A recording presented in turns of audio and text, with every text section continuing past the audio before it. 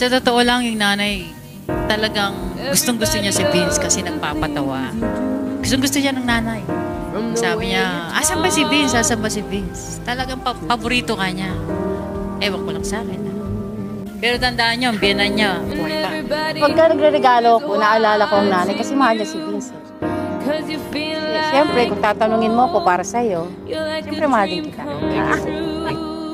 Sino mahal ng anak ko, mahal ko rin. Pero pagka ayaw nila, ayaw ko rin. Basta ang gusto ko lang, kung pipili kayo ng lalaki sa buhay niyo, yung mahal nila yung magulang nila. Lalo na yung nanay nila. I wish you all good luck and good health. And take care of my daughter, my granddaughter, and Marie. Vince, yung ini-interview kayo tapos pasigaw ka pa, nagmumura ka pa ng tangina, ang ingay.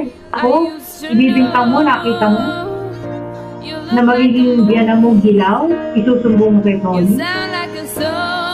Tingnan mo ang sarili mo.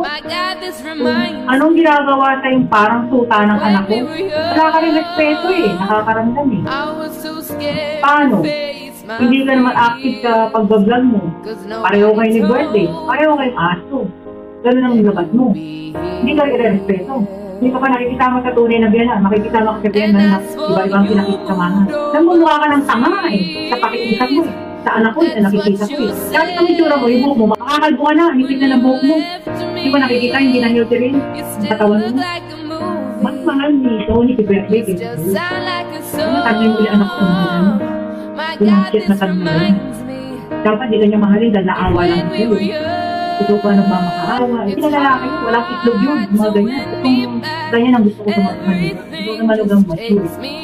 Ito lang nasabi ko, hindi pa kayo masal. Hey, fuck this shit. Asa ng karapatan mo. Let me photograph you in this